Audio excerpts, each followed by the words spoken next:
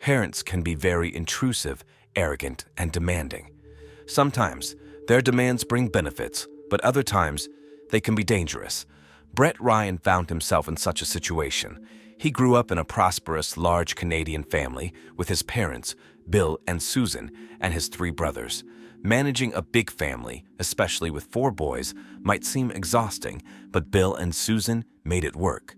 Bill, besides his prestigious job at the Toronto Star, had many hobbies, including sports, yoga, and psychology. Susan was incredibly hardworking, keeping their huge house in a prestigious Toronto area in perfect condition without any help from gardeners or craftsmen. Neighbors often admired their blooming garden through the fence. Brett was not the family favorite, as Suzanne loved all her children equally. However, it might have seemed that Brett was scolded the least due to his obedience. He had an uncanny ability to navigate out of any situation, even when the evidence pointed to his involvement. This skill made him popular at school, with many wanting to be his friend or at least greet him. Like his older brothers, Brett went to university after high school. He always wanted to surpass them, so he started a business offering painting services for houses and fences. Initially, things went well and Susan was proud of him, holding him up as an example. However, Brett eventually dropped out of university to focus on his business, while his brothers, Christopher and Leland, graduated and secured jobs in their respective fields. Brett's confidence waned. Christopher worked for the Toronto Transit Commission, and Leland became a family artist and designer. They moved out, but Brett, to save money on rent, stayed with his parents and younger brother, who attended a school for gifted children. As the years passed, Brett became more desperate due to his mounting debts and inability to pay them off. By 2007, Brett Ryan had developed depression. At 26 years old, his debt had surpassed $60,000. Despite being considered intelligent, he struggled to use his mind productively and masked his struggles with a constant smile, volunteering, and helping others. No one could see the deep darkness within him.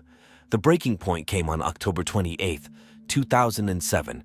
Brett had no orders for house painting or any other work.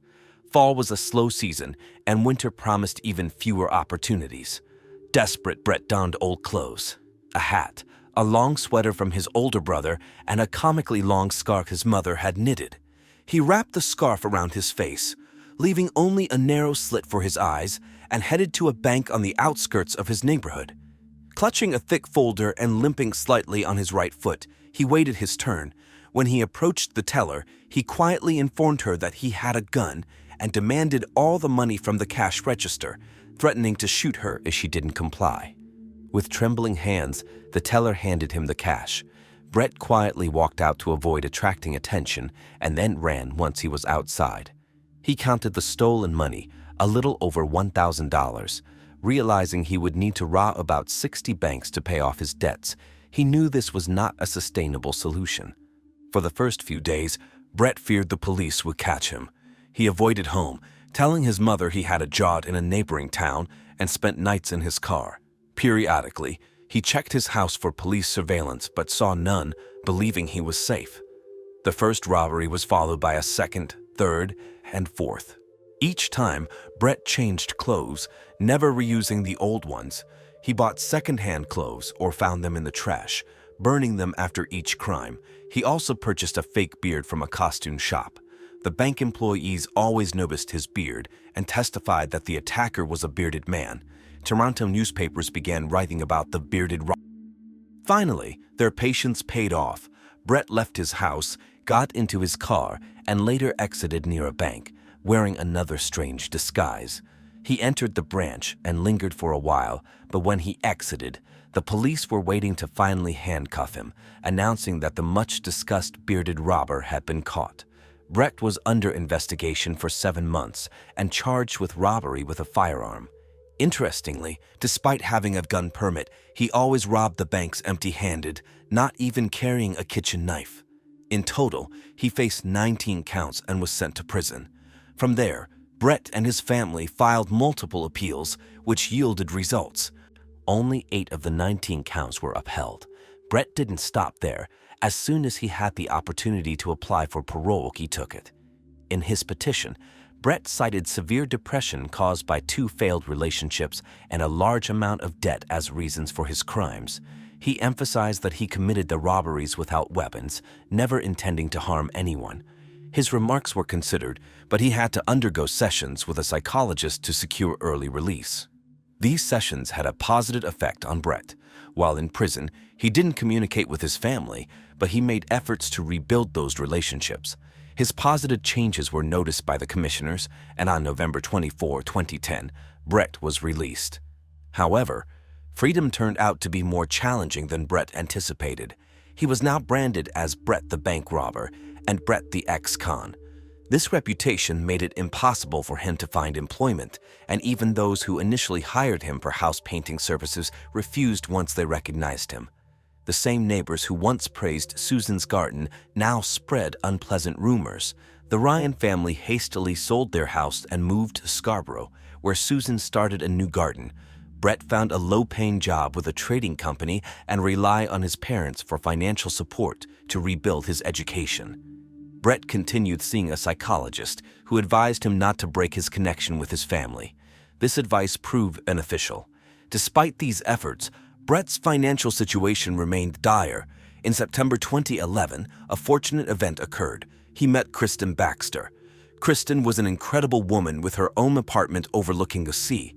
She was athletic, maintaining a fit physique, and most importantly, she didn't care about Brett's past. They traveled together, including a trip to Australia, and Brett's parents were hopeful that Kristen would help him find stability. Brett's life seemed to improve, but then his father died, which was a severe shock. His depression returned, leading him to frequent his psychologist more often. He also had to spend a lot of time with his mother and help her financially, further straining his resources. Despite these challenges, Brett was deeply in love with Kristen and wanted to take their relationship to the next level. He had some savings and discussed with his mother his desire to propose to Kristen. Susan, understanding his intentions, gave him money to buy a ring. Although Kristen didn't need an expensive gift, Brett bought a gold ring with a huge diamond, wanting to make the proposal memorable. Kristen said yes, and they began planning their wedding. However, the expenses terrified Brett, making him realize the need for a stable job.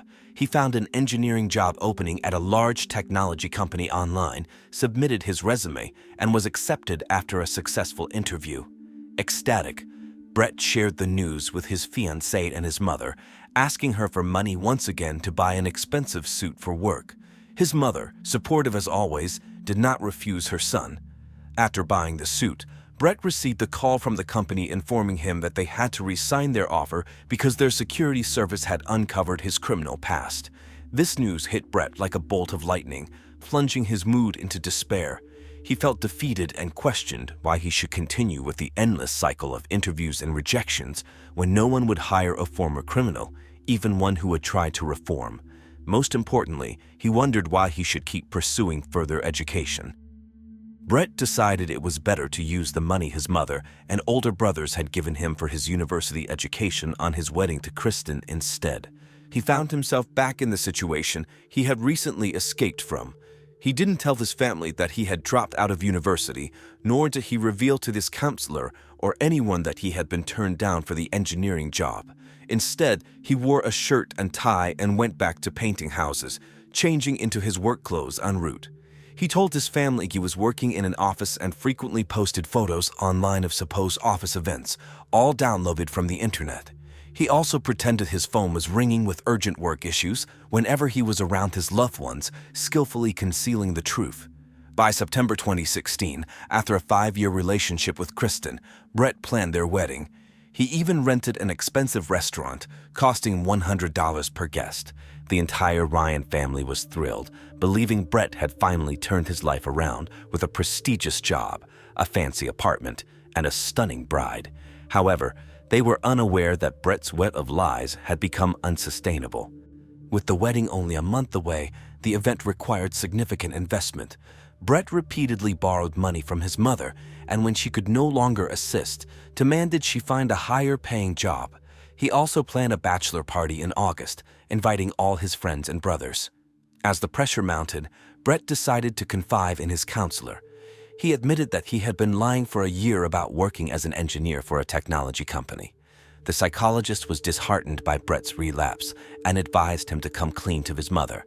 Brett pondered this advice, struggling with the decision and putting off the confession. Eventually, Brett did confess to his mother. She was devastated, having spent so long bragging about her wonderful son. She insisted that Brett come clean to Kristen, warning him that his brothers were already aware of the situation and were on her side. Brett, however, found it impossible to face Kristen with the truth. With the wedding less than a month away, he was acutely aware that it wouldn't happen as she knew. Despite knowing it would be better for Kristen to learn the truth sooner, Brett chose to remain silent, fearing the inevitable scandal if his mother told her. Every time Kristen's phone rang, Brett flinched, dreading that it might be his mother calling her. He was haunted by the thought of his mother spilling the truth, which would lead to a scandal. As his anxiety grew, Brett concocted a plan to silence his mother permanently. His conviction for robbery had prohibited him from using firearms, so he decided to use a crossbow, a relatively silent weapon. One of his late father's hobbies had been crossbow shooting, and Brett was proficient at it, although he knew his father would never have anticipated such a use of the skill. Brett purchased a crossbow and arrows from a sporting goods store and hid them behind construction debris in Susan's garage. He also devised an elaborate alibi.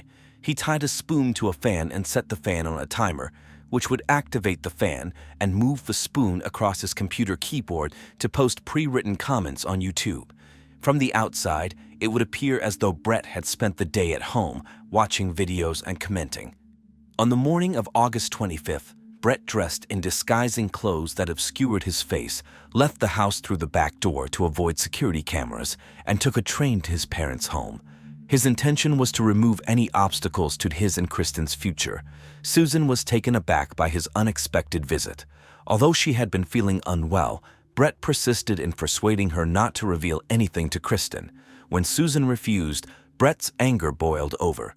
Seeing the madness in his eyes, Susan warned him that she had already called Christopher, who was on his way. Panicking, Brett rushed to the garage, retrieved the crossbow, but his rage and adrenaline made him incapable of aiming properly.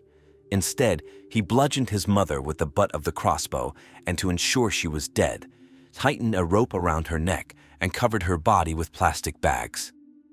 After hiding the crossbow in the bushes, Brett waited for his brother to arrive. When Christopher showed up and began calling for his mother or brother, Brett shot him in the neck from behind, killing him within minutes. Brett's next target was the youngest brother, Alexander, who, as it turned out, Susan had managed to call as well. Alexander was also shot in the neck, but the arrow either didn't penetrate deeply enough or missed vital arteries, so Alexander didn't die immediately. Instead, he began to scream and call for help. Meanwhile, Leland was asleep in his room on the second floor, completely unaware of the chaos unfolding in the garage and garden, or that it was his own brother behind the violence. The commotion woke Leland, and when he came downstairs, he found Brett trying to strangle Alexander. A violent struggle ensued between Leland and Brett. As Leland gained the upper hand and managed to push Brett away, he ran to the neighbors to call the police. Left with no escape and realizing he had irrevocably ruined his life, Brett took out his phone and wrote a letter to Kristen, asking for her forgiveness.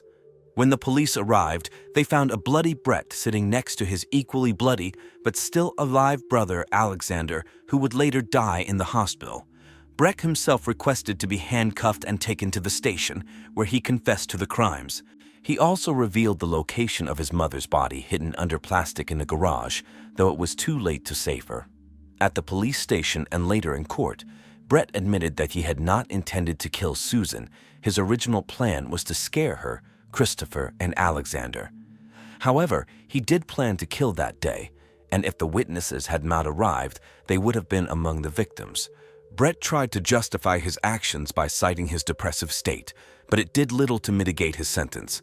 Despite his full confession and cooperation with the investigation, the judge sentenced him to 3 life sentences, 1 for each murder, with the possibility of parole in 2041. Leland, the sole survivor of the horrific events, has chosen not to speak to reporters but is known throughout Toronto for his role in surviving the carnage. As the investigation continued, the media coverage of Brett Ryan's crimes made headlines across Toronto. The shocking nature of the murders, combined with Brett's previously respectable public image, captured the city's attention. Many were left grappling with the complexity of Brett's character, once a seemingly successful individual, now revealed as a murderer with a dark past. Brett's trial was a media spectacle. His defense attorney tried to emphasize his mental state, arguing that his severe depression had clouded his judgment and led him down a path of irreversible violence. Despite these arguments, the prosecution maintained that Brett's premeditation and attempts to cover his tracks demonstrated a deliberate intent to kill. The courtroom was filled with tension as the details of the murders were laid bare. Throughout the trial, Brett's remaining family was left to deal with the aftermath. Leland, having witnessed the horror and lost his brothers, became a figure of resilience and endurance. Despite his traumatic experiences, he chose to remain out of the media spotlight, focusing on his own healing process. His bravery and testimony played a crucial role in the conviction, but the psychological scars would take years to heal. Susan's funeral was attended by many, a somber reminder of the vibrant woman she once was. The community came together to support the Ryan family, who now faced not only their personal loss, but also the burden of their son's actions. In the years following the trial, Brett's life in prison became a series of legal battles and personal reflection. He underwent various psychological evaluations and participated in therapy sessions, trying to make sense of his actions and seek some form of redemption. His letters to Kristen and attempts to reconnect with his family from behind bars highlighted his ongoing struggle with guilt and regret. Kristen, devastated by the betrayal and the loss of her dreams for a future with Brett, found herself navigating her own path of healing. The relationship had ended abruptly, and she was left to rebuild her life in the wake of the emotional turmoil. As Brett approaches his first eligibility for parole in 2041, the question remains whether he has truly changed. His case continues to spark debate about the nature of redemption and a capacity for change within the justice system. The scars of his crimes are not just on the lives he directly affected, but also on the broader community that witnessed his downfall. The Ryan family's story serves as a stark reminder of how hidden struggles can sometimes erupt into devastating violence. It underscores the importance of mental health awareness and a need for support systems to help those who are struggling before they reach a breaking point.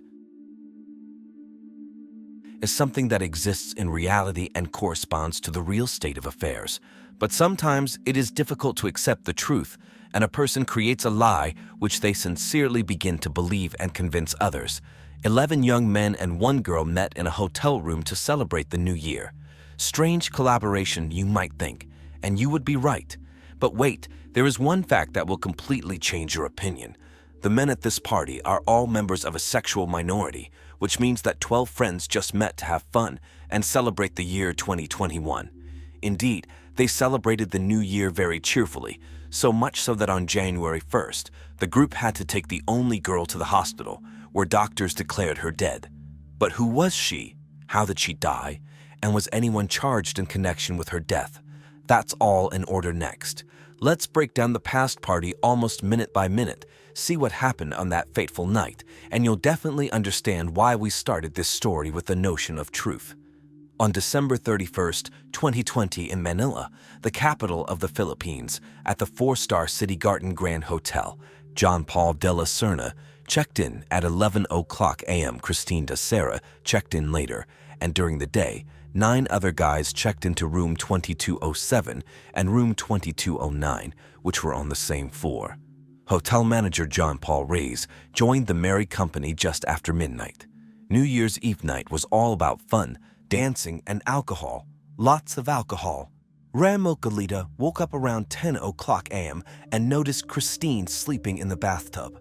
He covered her with a blanket and went back to sleep. When he woke up several hours later, he found her unconscious and beginning to turn blue. Christine was taken to the hospital by 3 friends and hotel staff, but upon arrival at the emergency room, doctors only pronounced her dead. The 11 guys with the only girl spent the entire night in the hotel room, and she was dead by morning. News headlines about the crime shocked the public. Everyone imagined the story the same way because it was obvious what a group of young guys and one girl could do all night. But what really happened at New Year's Eve night, and from what Kristine Dacera died, was to be solved by the investigation. Kristine Angelica Dacera was born on April 13, 1997, into the well-to-do family of John Nestor Dacera and Sharon Rose Fava Dacera, and grew up in Barangay San Isidro, General Santos City. She grew up an outgoing, intelligent, and independent girl. Kristine was a loving sister to her three siblings, Monica, Chloe, and JJ. After graduating from high school, she moved to the larger and more promising city of Davao on the shores of the bay of the same name. There, she enrolled in university. Kristine studied diligently, danced, modeled, and was active on social media. Kristine was also the epitome of beauty and intelligence. In 2017, she graduated with honors from the University of the Philippines Mindanao in Davao City, where she earned a Bachelor of Arts in Communication Arts with a major in Media Arts. The girl had been actively involved in modeling and theatrical performances. On August 5, 2017, she competed against 8 other contenders for the title of Miss Silva Davao 2017 at the New City Commercial Corporation Mall in Davao City. She came in second place. In June 2018, she participated in the annual fashion show. From September 2017 to January 2019, she worked as a marketing consultant for Gisano malls in different parts of Mindanao, including Davao City, General Santos City, Tagum, Turo, and Digos. Kristine's life had been colorful and fulfilling. In February 2019, her life's dream came true. She moved to Manila to start working as a flight attendant for PL Express, a subsidiary of Philippine Airlines. Kristine Dacera's last flight as a flight attendant was on December 28, 2020. Kristine's death was immediately publicized, leading to numerous discussions and theories in the community. Initially, the police suspected that Kristine was most likely abused and killed by the group of guys she was partying with on New Year's Eve. Even without autopsy results and a toxicology report, Macavie City Police filed preliminary charges of assault and murder against 11 men. The Philippine National Police declared the case closed. Arrests were made with charges and identification of suspects. 3 of the party participants were detained after surrendering to authorities on their own. But the main answer to what really caused Kristine's death was the forensic medical report. The autopsy of Kristine's body was conducted in Pasay City at the Rizal Funeral Home under the direction of Forensic Medical Officer Police Major Michael Nick Sarmiento on January 3, 2021. The examination of Kristine Dacera's body was completed, and a forensic report was issued, which found that her death was due to natural causes, specifically a ruptured aortic aneurysm. However, the report also mentioned bruises on the girl's right arm, right thigh, knees, ankles, and right foot, as well as a linear abrasion on her right thigh. Deeply healed lacerations and abrasions were also reported during the genital exam. The National Capital Region Police Department announced that a special investigation team had been set up to look into the case. Kristine's family was unwilling to accept that a young, vibrant girl could die a natural death prematurely. At a press conference on January 5, 2021, Kristine's family stated that they had seen the autopsy report that said she died of an aneurysm. However, they also stated that the autopsy performed was incomplete and requested a second autopsy. The parents of the deceased were trying to understand how Kristine's aorta was ruptured. After all, the police and the Dacera family lawyer believed that the aneurysm was the result of assault or abuse, which means it was not a natural death and the perpetrators should be punished. The prosecutor's office identified all of the 11 men who were with Kristine throughout the night. Some of them were her co-workers. Other young men were friends of her friends whom Kristine was meeting for the first time. It turned out that Kristine was the initiator of this party. She had booked the hotel room herself a few days in advance and coordinated this party with her friends. Her mom, Sharon, was aware of her daughter's friendship with men and never opposed it. Since childhood, Kristine had found it easier to socialize and make friends with the male gender, so it was considered normal in their family. In addition, she and her friends usually did not go home for vacations, so it became a tradition for them to meet each other every year. Christine was able to call her family just after midnight to inform them of the ongoing celebration at the Makati Hotel and to wish her family a happy new year. During the video call, the family could see Christine's friends and the surrounding festive environment. However, there has been new speculation about the abuse allegation, so in the case, the main evidence of the incident became the frames of the video from the hotel lobby, the study of which helped the police almost minute by minute to reconstruct the picture of what happened. It should be noted that the party was to be held in room 2209. Kristen Baxter had booked this room. The main events began to unfold in the late afternoon. At 11:21 p.m., Christine leaves room 2209 and goes to room 2207. At 11:38 p.m., the company returns to their room. Christine goes last, holding her shoes and a glass. At 2:50 a.m., Christine, holding the hand of a new acquaintance, Valentine, goes to room 2207. While they are at a neighbor's house, a hotel employee brings an extra mattress to room 2209. At 2:52 a.m., Valentine accompanies Christine to her room. Valentine's gait shows that the girl is already quite drunk. Her gait is too relaxed, and she is holding a bottle in her hand. The friends stop at the door, and Christine suddenly kisses Valentine, but the man quickly pulls away. After that, the couple goes inside. At 3:15 a.m., Christine hurriedly leaves her room and goes to her neighbor's room. 6 minutes later, one of the guys leaves there and heads to room 2209, presumably to call his friends. At 3:22 a.m., Kristen Baxter can be seen chatting with another man in the next room on the right side of the hallway while two other men walk past them. She looked upset. Suddenly, Christine hugs one of her friends, and then they disappear from the view of the cameras altogether. At 4:13 a.m., John Della Serna can be seen carrying Christine back to the first room. At 4:22 a.m., the camera again captures Christine at the door of room 2207. It's unclear what brought her there again. She practically falls off her feet, and a guy who looks like John Della Serna picks her up by the waist and carries her to room 2209. Christine looks pretty drunk. At 5:05 a.m., the camera captures Christine laughing as she runs away from a guy who looks like Louis Del Lima. Afterward, they're standing outside room 2207. Christine looks normal, and with him, she enters room 2209. At 6:23 a.m., Christine makes her last appearance on camera alive. Valentine carries her in his arms from room 2207. The girl is conscious. It was obviously an eventful night, but the most important truth still remains behind the scenes. The party continued until dawn. Around 12 o'clock noon, Christine was found unconscious in the bathtub. Her friends carried her to the floor and repeatedly attempted cardiopulmonary resuscitation. After unsuccessful attempts, they called for help at the front desk. A few minutes later, the hotel manager and the head of security arrived in the room. They used a wheelchair to lower Christine to the first floor of the hotel. Ramil Galita accompanied Christine to the hospital. The doctors, unfortunately, only stated the girl's death. Ramil called Christine's mom and broke the bad news. It can be assumed that what was happening really looked like a fun party, and definitely, to be in one room, such a large company was cramped, so young people chaotically moved all night from room to room. But the investigators had suspicions about the use of illegal substances to enhance the effect of alcohol. When questioned, some of the detainees claimed that there were no illegal substances during the party, but only whiskey and tequila.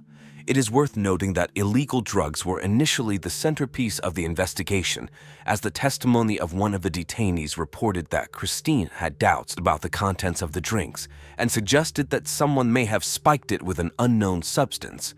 It transpired that guests were asked to bring their own food and drinks. Because of this, there was speculation that Kristen Baxter's drink was poisoned and could have triggered the aneurysm that eventually led to her death. But the autopsy report stated that no alcohol or illegal drugs taken the night before her death would cause this type of aortic dilation or defect. Substance information was later unconfirmed, as no illegal substances or traces of them were found in the room or in the suspect's personal belongings.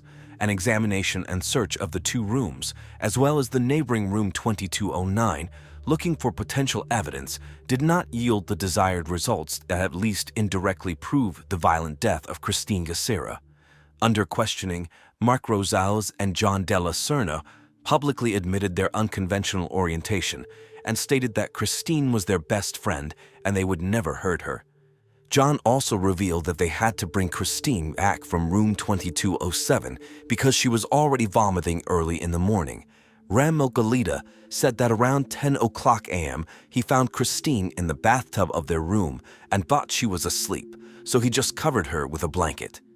However, around noon, after he woke up and went back to wake her up, he realized the girl was blue and not breathing. He rushed to his friends for help. The hotel advised that she be rushed to Makati Medical Center, where she was pronounced dead on arrival, reportedly due to a ruptured aortic aneurysm. The hospital reported the death to the Makati City Police. Meanwhile, other men from a neighboring hotel room had left by then. On January 4th, the Philippine National Police sent a separate statement to the media about the Kristen Baxter incident, saying that the case was almost solved despite some missing details and conflicting reports on the matter. Police Chief Debold Sinas said they already had 3 suspects and they had been apprehended.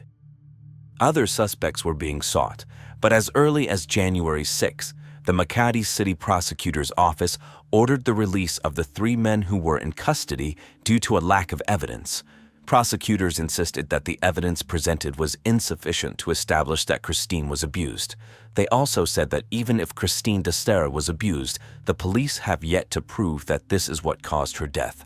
Moreover, the party was a gathering of men of non-traditional orientation where they were all flirting with each other, and Christine was an extra woman.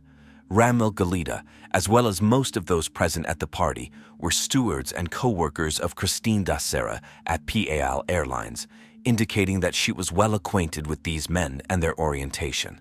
On January 13, 2021, the Makati City Prosecutor's Office launched a preliminary investigation, and based on an official autopsy that confirmed that the 23-year-old died from a ruptured aortic aneurysm, the prosecutor's office also called on the police to release the results of the victim's DNA analysis, toxicology report, and histopath study. However, Christine's mother, Sharon Baxter, criticized the report that her daughter was not abused. She appeared on a news show where she claimed that her daughter was abused by a group of guys. If you see Christine's body, if you're a mother, you'll probably feel the pain that Christine suffered because of them. But my daughter can't talk anymore because she's dead. The woman spoke out on the TV program. Sharon cited the lacerations and bruises on her daughter's body, which were not recorded in the autopsy, as evidence that the report was inaccurate. Christine's family later said they wanted another autopsy to challenge the authorities' initial findings that she died a natural death. The basis was injuries and bruising that were not documented in the first report. Family spokesperson Rick Reyes said that the injuries on the victim's legs and arms, as well as her remains, would provide sufficient evidence that Christine was abused. Rick Reyes also said that they believe the young woman was drugged and abused before she died. Christine was already intoxicated and complained that something seemed to have been spiked in her drink during the New Year's Eve celebration. Christine's parents said they had filed a complaint demanding the immediate dismissal of Michael Nick Sarmiento for gross negligence and gross incompetence in preparing Christine's forensic report and death certificate. Dr. Macy Ramos, a friend of the Baxter family, told reporters that the body was subjected to a second autopsy. He also emphasized that the biological fluids recovered from the second autopsy had been forwarded to the Death Investigation Unit, which would provide more details after a final evaluation and consolidation of all the findings of its forensic team. The pathology autopsy results from the Southern Police District Crime Lab Division's report, which was eventually shared on social media, showed that the cause of death was consistent with what was previously reported as a ruptured aortic aneurysm. The official autopsy revealed that Christine was not abused on the night of her death. The actual cause of Baxter's death lies in the aorta. The constant increase in blood pressure in the aorta caused the defect to weaken, and eventually, the aorta ruptured. The Philippine National Police Crime Lab reports said at the time the aorta rupture occurred, there was blood loss. Christine felt various symptoms, such as weakness, nausea, and sweating. The blood loss due to the aortic rupture killed her within a few hours, the report said. This means that the girl had a ruptured aortic aneurysm, which enlarged the lower part of the main vessel, aorta, that supplies blood to the entire body. This vessel runs from a person's heart through the chest and abdomen. Since the aorta is the largest vessel in the body, if it ruptures, a person can lose a huge amount of blood, potentially being fatal, as in this case. In addition, it was noted that Christine's aneurysm did not occur recently. It started a long time ago. The report states that dilation is a chronic condition and was present long before her death. Had she not died that fateful night, she would still have died in any scenario that would cause her blood pressure to rise enough to rupture the aneurysm. The autopsy also revealed that DeSera's heart was enlarged compared to a healthy heart, further confirming Christina DeSera's undiagnosed hypertension. For the most part, it can be confirmed that the girl's death was due to natural causes, but the widespread misinformation brought shame and persecution to those 11 young guys who were at the party and sincerely tried to give Christine first aid but were labeled as criminals. All 11 guys who were preliminarily charged have since been released from custody. The Makati City Prosecutor's Office tried to rectify the situation and said that at the time of the publicity, the evidence presented was not enough to establish that Kristen DeSera was abused, and it was impossible to obtain proper evidence at that time. Therefore, they had to build a version based on signs of deterioration of the victim's body. In addition, 2 other suspects said that the police forced them to give false testimony that there were illegal drugs at the New Year's Eve party. Another participant in the story explained his kiss with Christine, which was captured by surveillance cameras on the eve of her death. According to the man, it was Christine herself who initiated it. He, however, tried to push her away. Law enforcement officials were criticized for not conducting a thorough toxicological examination when the flight attendant's body was found. The charges against the men were later dropped due to lack of evidence. The death of Kristen DeSera attracted widespread media attention as a result of suspicious circumstances that seemed to contradict the findings of the Philippine National Police. Christine's case continued to receive a lot of publicity online as further developments came from her family, who in no way could accept the truth and believed in the natural death of their daughter. The girl's mother, Sharon, appealed to President Rodrigo Duterte for help in seeking justice for her daughter. I am an ordinary person. You also have a daughter. I want to speak out openly because I don't want anyone to be victimized by the kind of cruelty and barbarism like my Christine. Kristen DeSera was buried at Forest Lake Memorial Park in her hometown of General Santos more than a week after her death. A wave of condolences, reposts, and farewells traveled across the social media accounts of Christine's friends and co-workers. Ultimately, the unconventional case of DeSera serves as a prime example of how media misinformation can affect the public and impact those involved. As we come to the end, the story returns to the truth, which, sooner or later, in any form, is bound to take its place of honor. After all, the truth is one. But Christine's family is still convinced that the girl was killed by these people and that there is something secret in this story. Personally, I do not stand and found no answers to the question about bruises and wounds on Christine's body. Why was it hushed up? It seems that despite the presence of wounds and bruises on Christine's body, the cause of her death was not them, but the rupture of the aorta due to heart disease, so they did not focus on the wounds on her body. In my opinion, there are a lot of oddities and inconsistencies in this case, but you guys are the judge. I would like to wish Christine's family to accept the irreparable loss because young guys, whether they are guilty or not, will end up remembering the same sad story every New Year's Eve and making excuses for the rest of their lives. Our journey takes us to Indianapolis, a city blending modernity with ancient traditions, boasting art museums showcasing cultural achievements from past and present.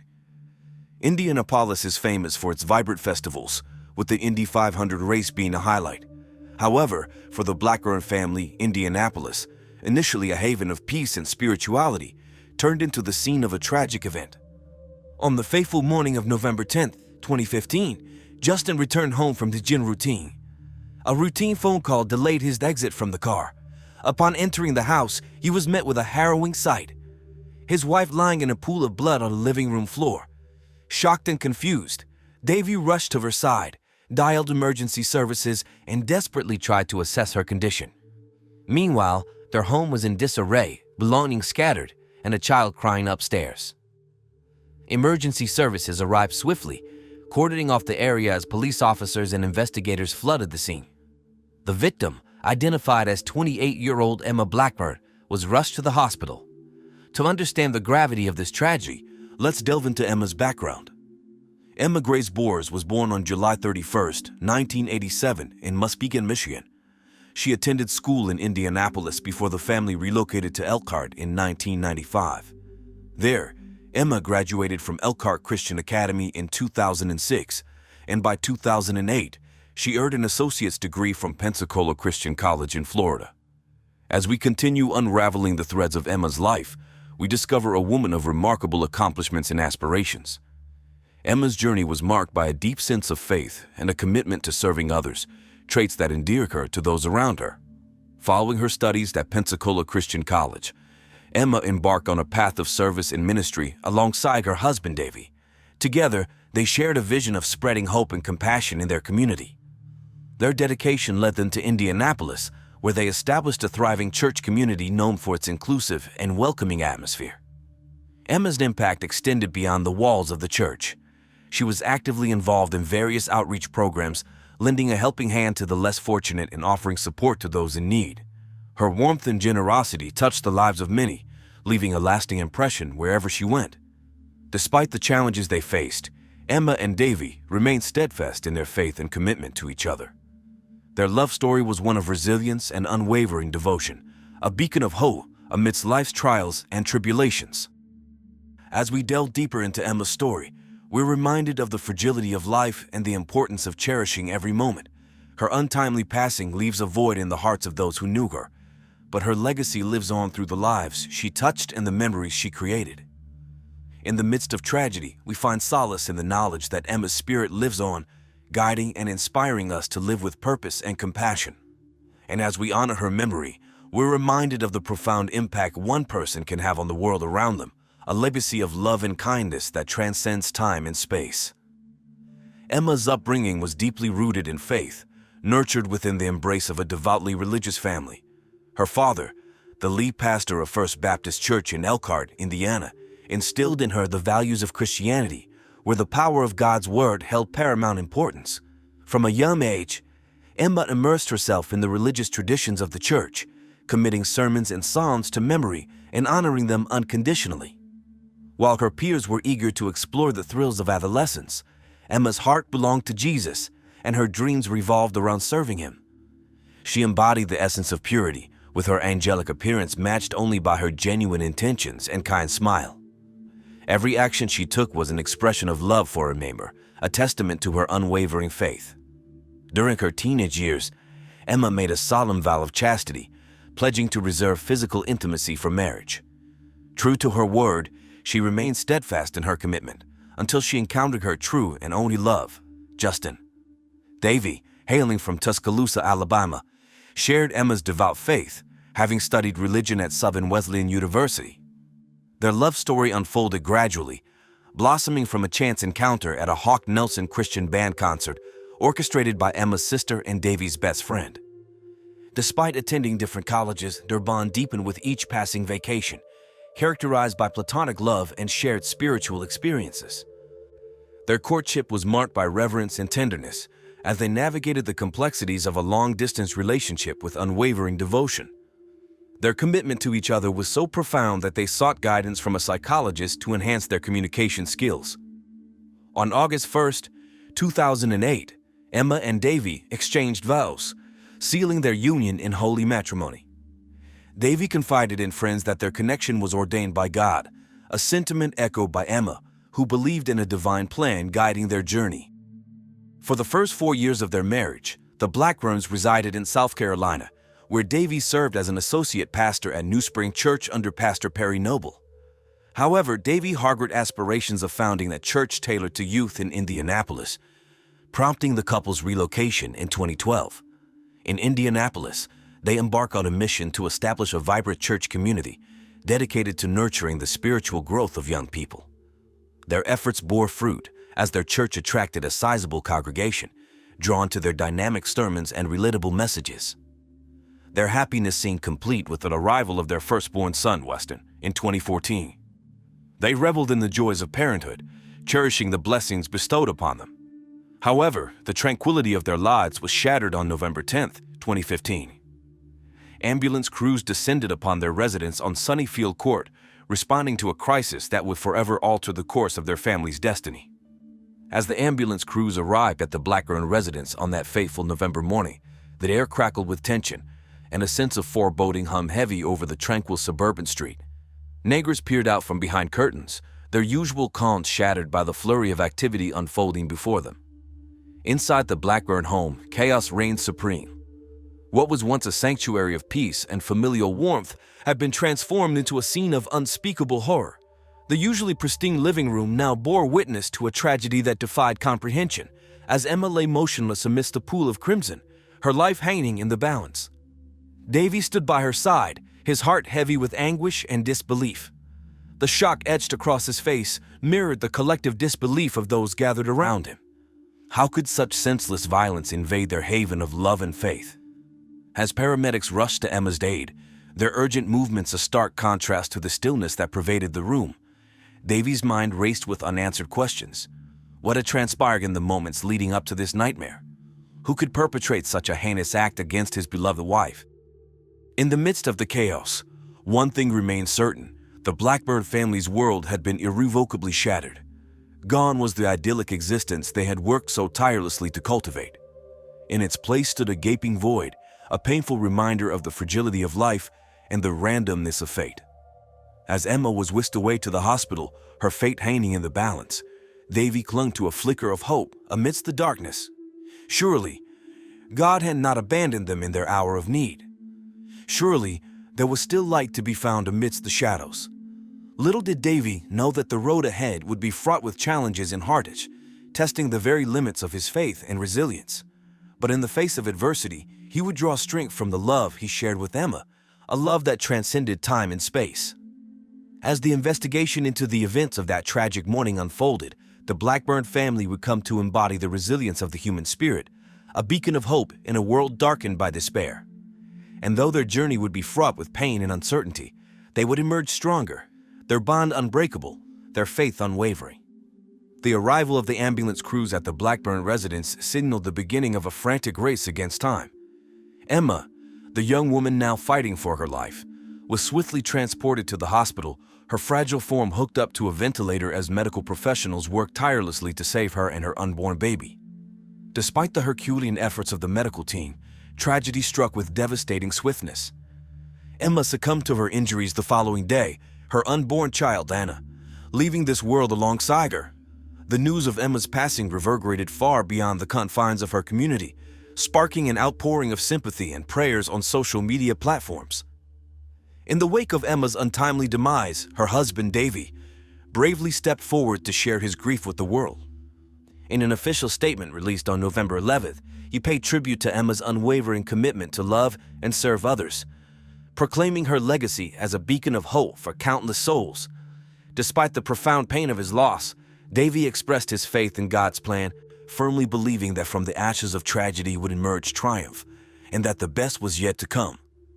However, amidst the outpouring of grief and support, questions lingered about the circumstances surrounding Emma's death. The brutal nature of the attack, coupled with the loss of both mother and child, sent shockwaves rippling through the state, prompting calls for justice to be served. In the days following the crime, law enforcement officials worked tirelessly to unravel the mystery. Initial suspicions cast a shadow of doubt over Justin, Emma's grief-stricken husband. However, a thorough investigation soon cleared his name, as corroborating evidence and alibis placed him far from the scene of the crime. As the investigation delved deeper, details emerged of Emma's final moments, painting a chilling picture of a struggle for survival. Autopsy findings revealed multiple gunshot wounds, indicative of a fierce altercation between Emma and her assailant. Surveillance footage and witness interviews became crucial pieces of the puzzle, shedding light on the events leading up to that tragic November morning. Yet, despite the tireless efforts of law enforcement, justice remained elusive.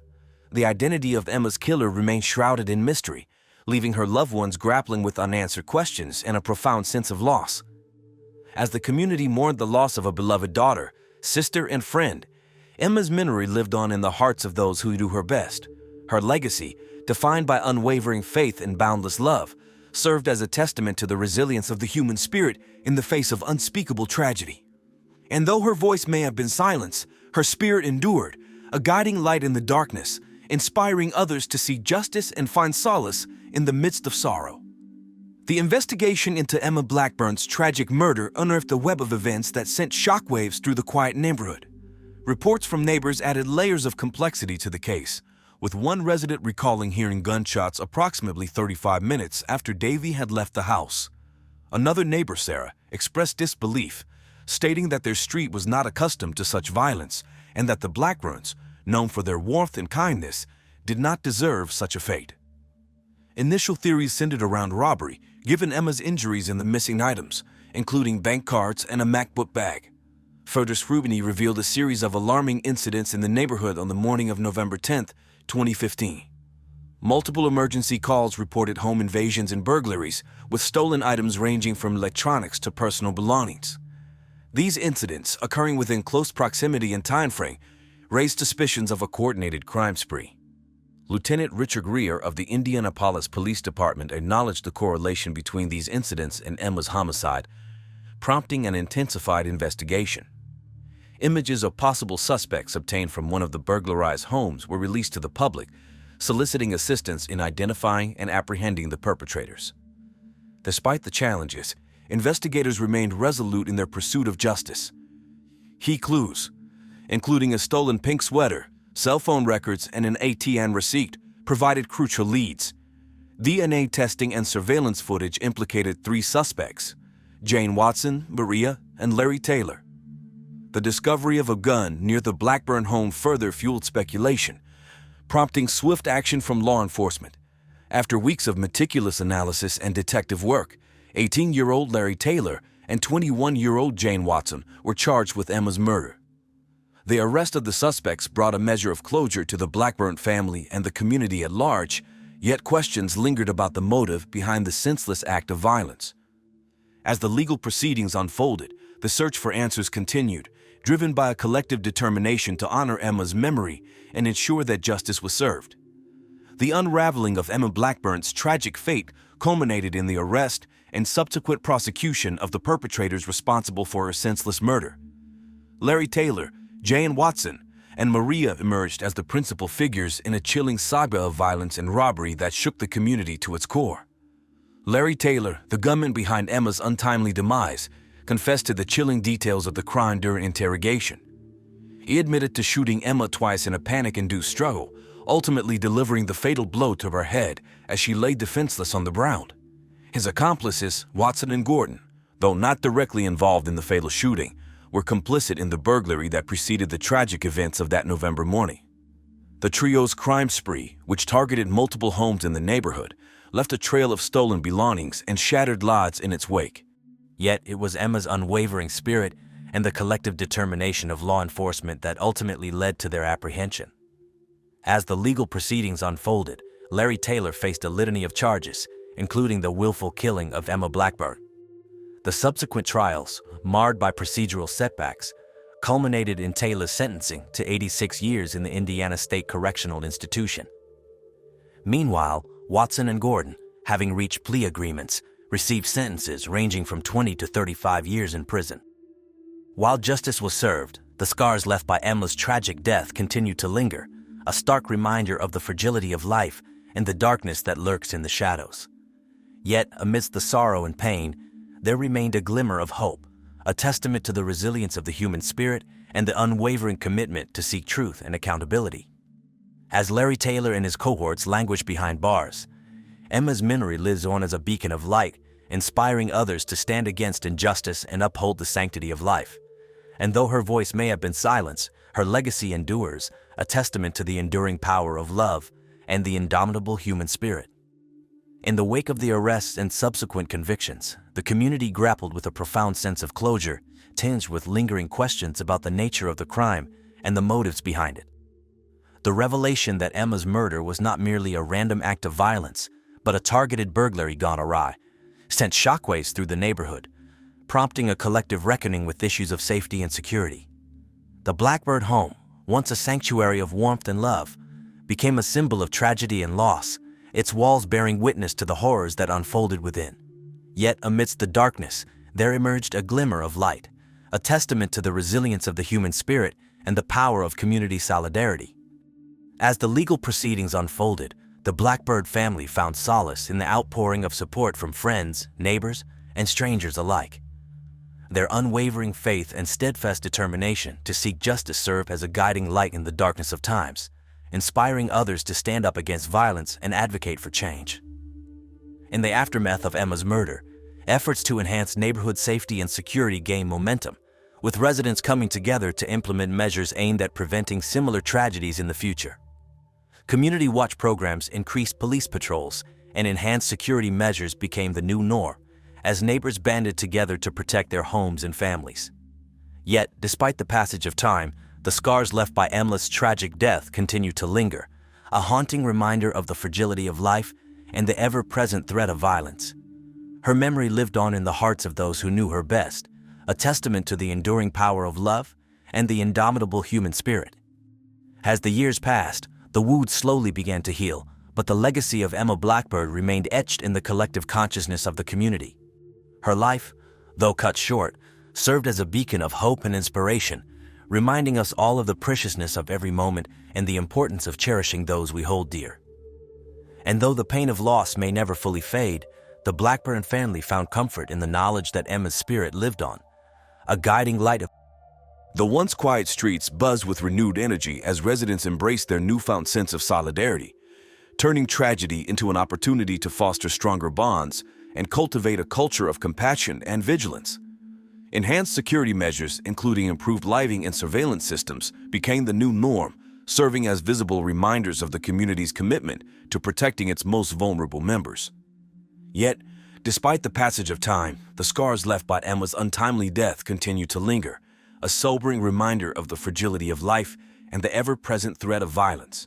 Her absence was keenly felt by all who knew her, her vibrant spirit serving as a constant source of inspiration for those striving to honor her memory and effect positive change in the world.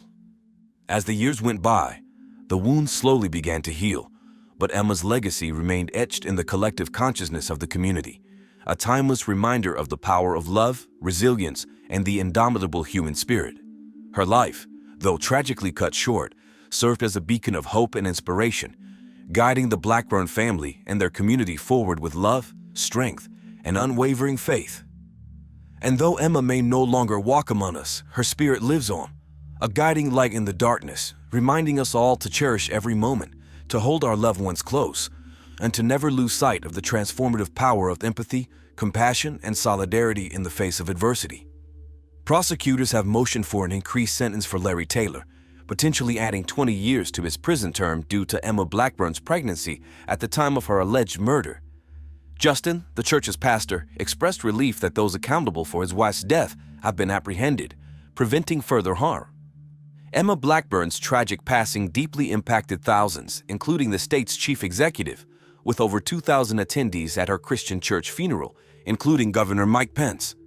The church initiated a donation page to support funeral and medical expenses.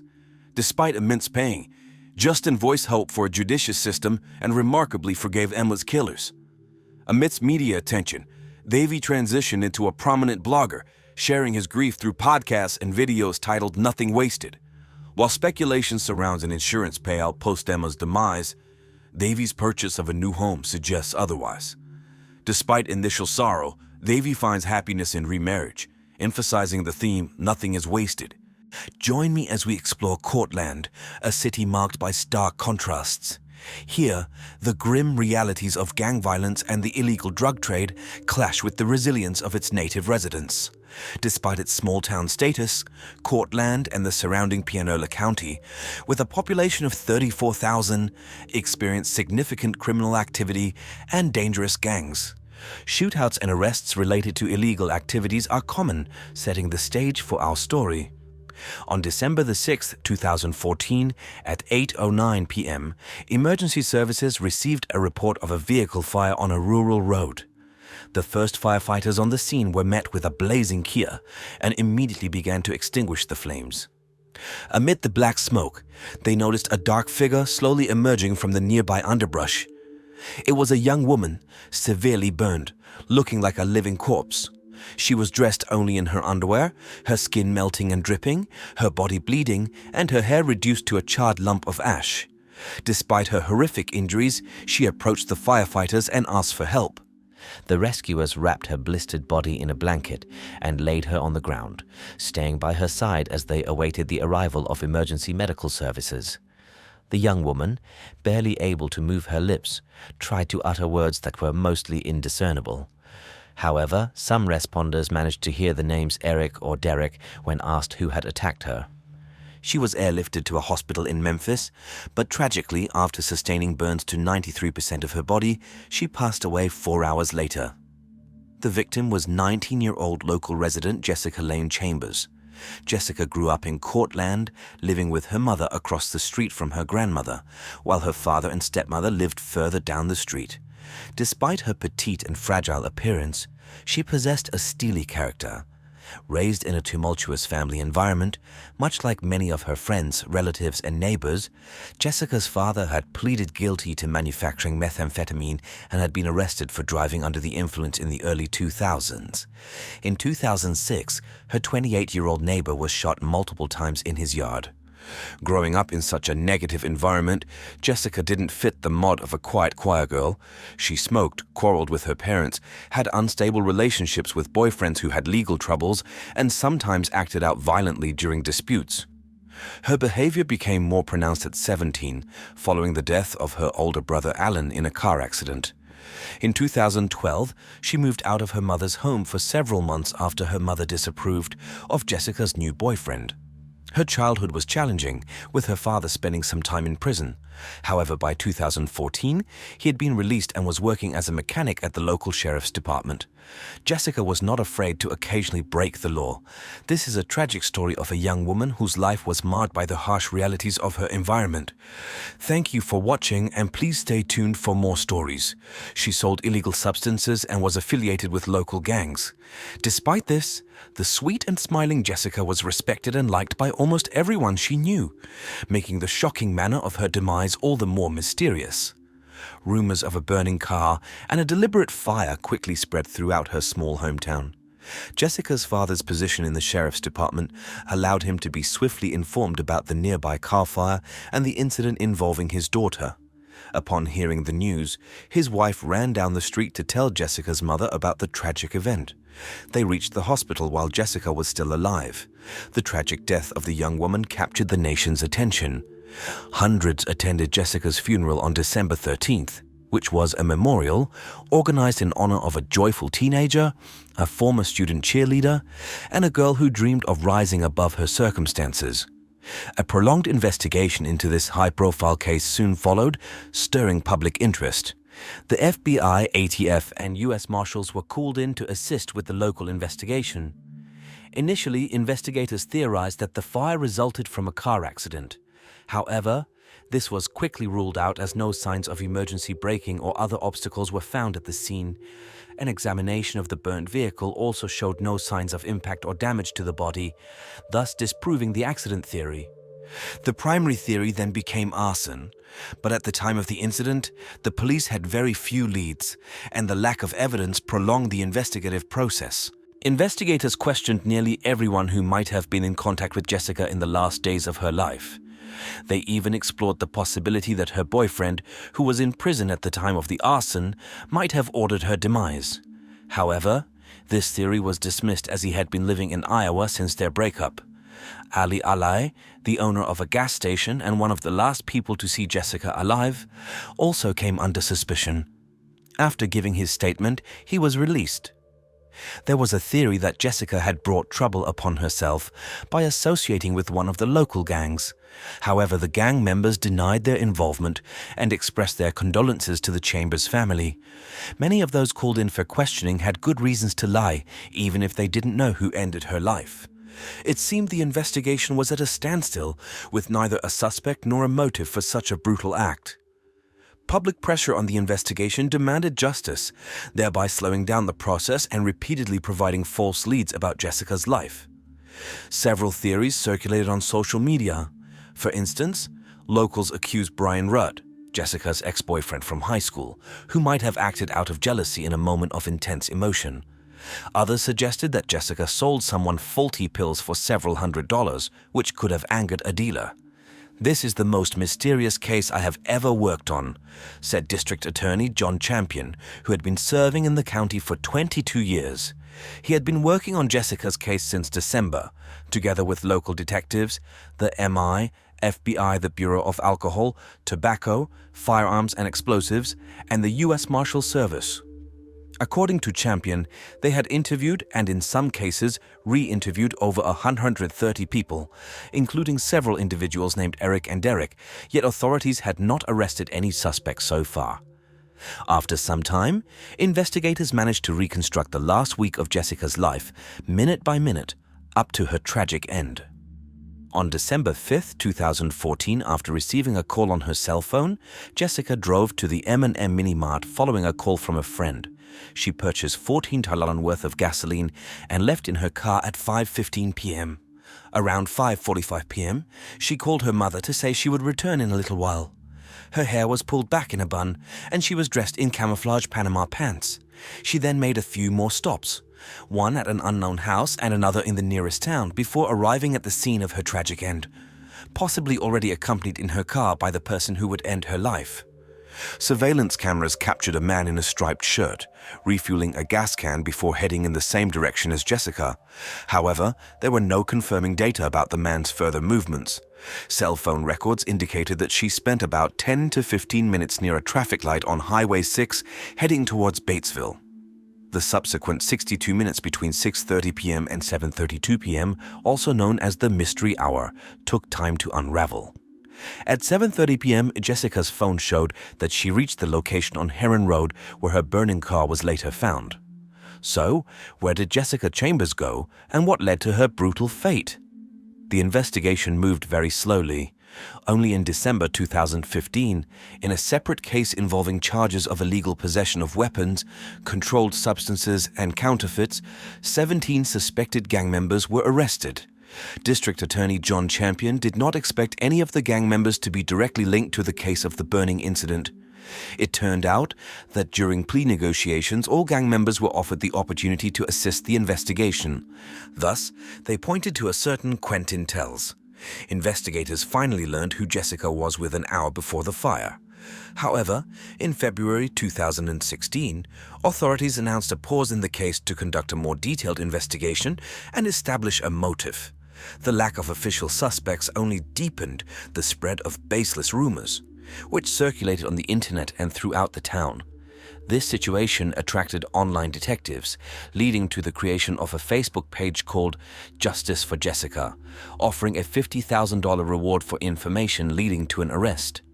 Rumors also circulated online that Jessica, who had previously dated African-American men, had been targeted by white supremacists for her involvement in interracial relationships.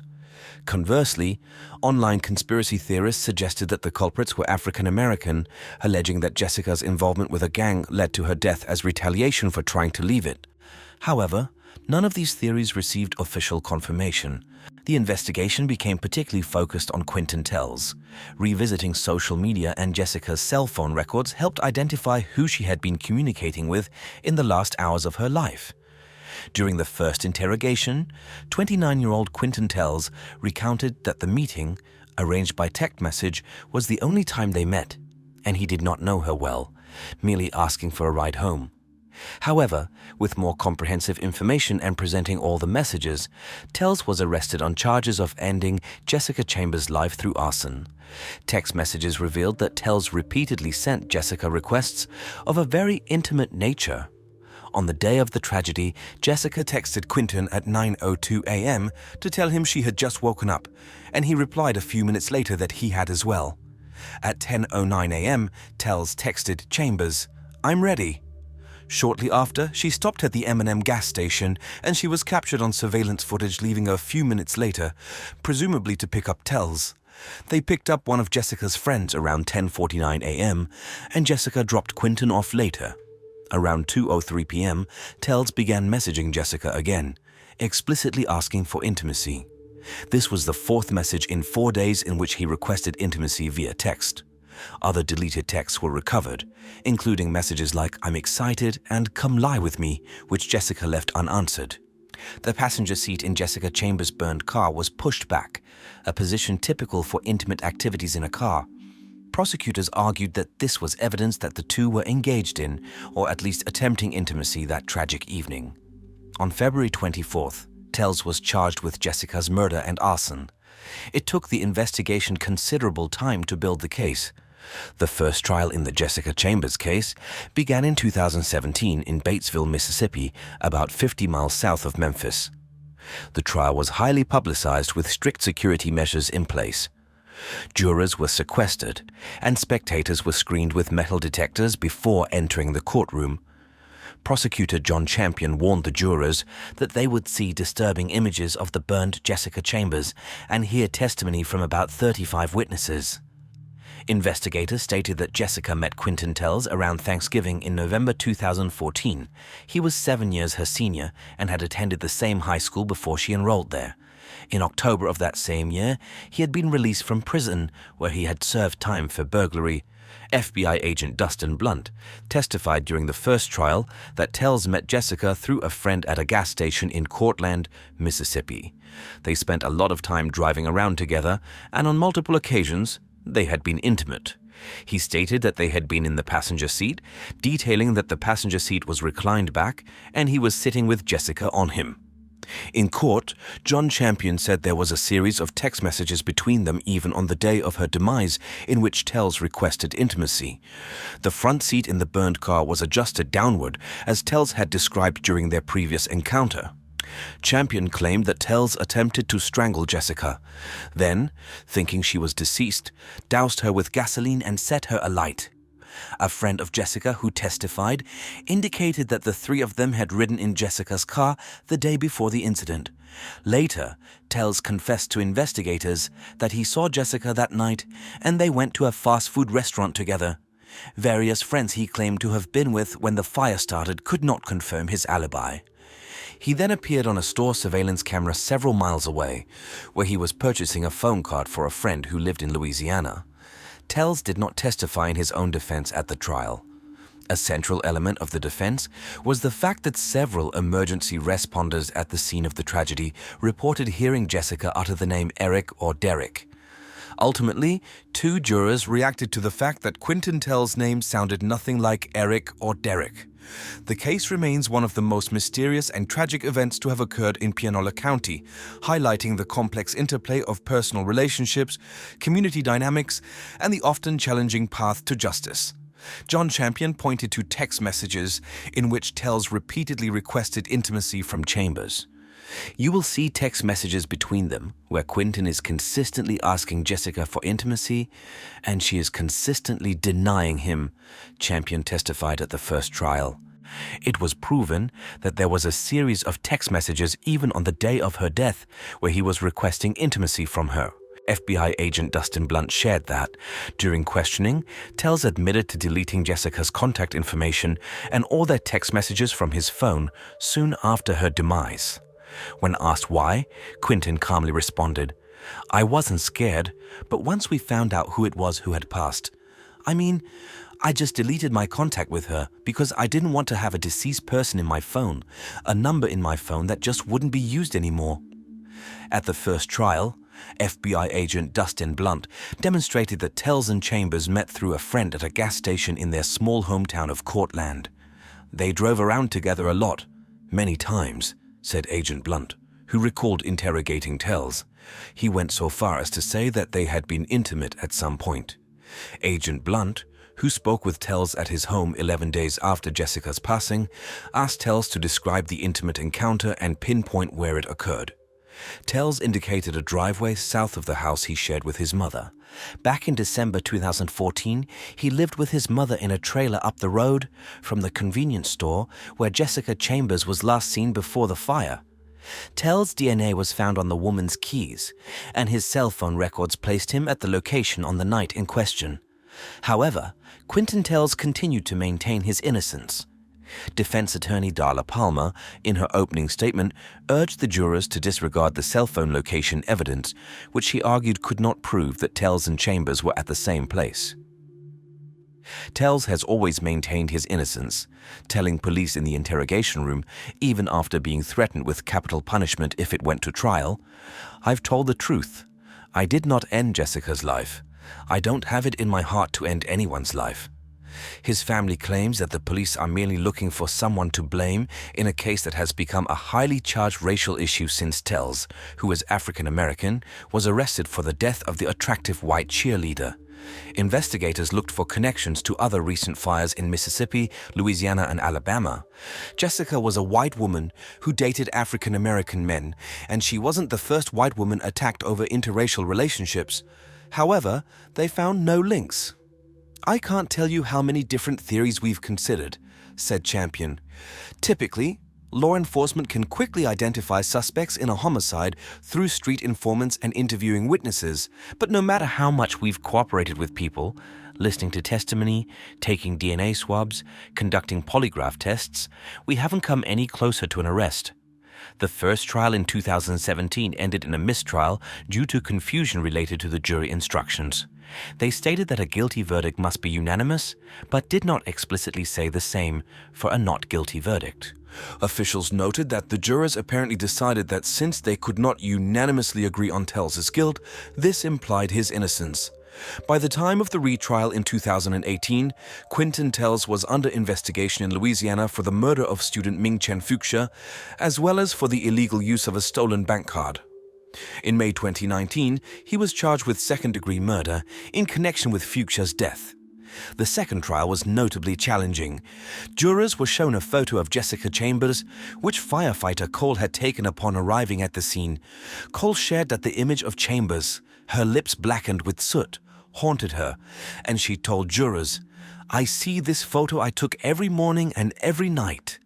A veteran firefighter stated that he had never seen a victim with such severe burns when he found the young woman lying on the ground, barely able to speak after she had been deliberately set on fire. She was sitting on a blanket. Her hair was singed, soot around her nose and mouth, blisters all over her body. Cole, the Pianola County Director of Emergency Operations, told the jurors, "I sat and held her hand. That's all I could do," said firefighter Cole Haley, holding back tears. "I told her, 'Sweetheart, it's going to be okay,' and she replied, 'I am going to die.' At that moment, I lay down beside her," Haley recounted. "Her skin was hanging from her lips and her nose," testified paramedic Bradley Dixon. "Her eyelashes and eyebrows were gone. The hair on her head was a warm, matted clump." Testimonies at the second hearing also included a woman named Sherry Flowers, who had not appeared at the first trial of Tells. Sherry Flowers told investigators during questioning that she had picked up a hitchhiker on the night Jessica Chambers was tragically killed. In court, Flowers did not recognize Tells and agreed with the prosecutor that she did not know whom she had picked up. However, she testified that a man flagged her down, and she stopped because she thought it was her cousin. She agreed to give a ride to the man, whom she described as an African-American male about 20 years old and of slim to medium build. Tells, who was 5'9" tall, was 26 at the time. Initially, Flowers did not reach out to investigators. When asked why in court, she said, "I couldn't remember and thought it wasn't relevant to the case."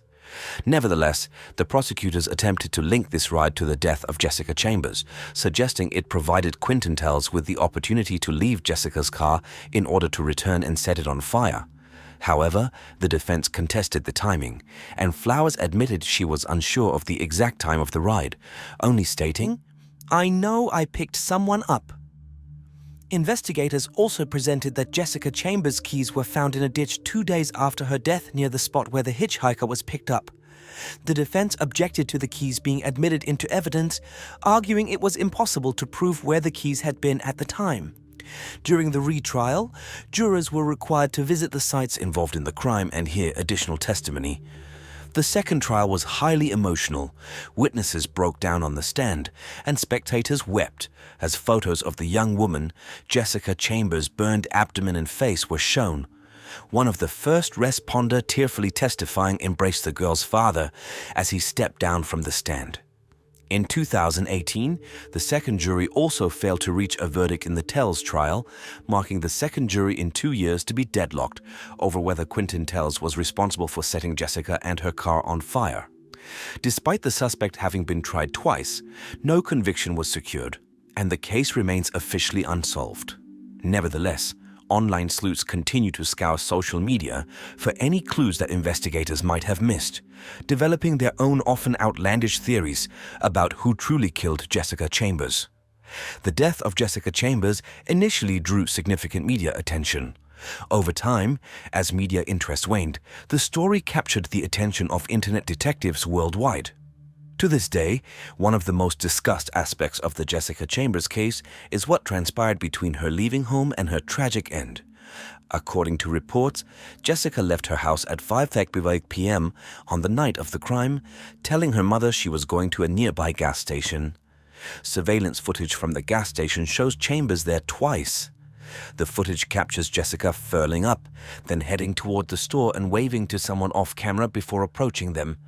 Observers continue to speculate about whom young Jessica was waving at that day. Amateur detectives have tried to crack the case on their own, developing their own theories and sometimes following information that was blatantly false. At times, they have even harassed the family and friends of Jessica Chambers. These individuals, ranging from conservative bloggers to gluten-free bakers from Montreal, boating enthusiasts from Florida, and grocery coupon collectors from North Carolina, claim to seek justice for Jessica above all else. Instead, they have terrorized her once peaceful hometown with their relentless demands for answers to their dubious theories. In the process, they spread rumor that seep into real life, stirring racial tensions, digging up old grudges, and reigniting feuds.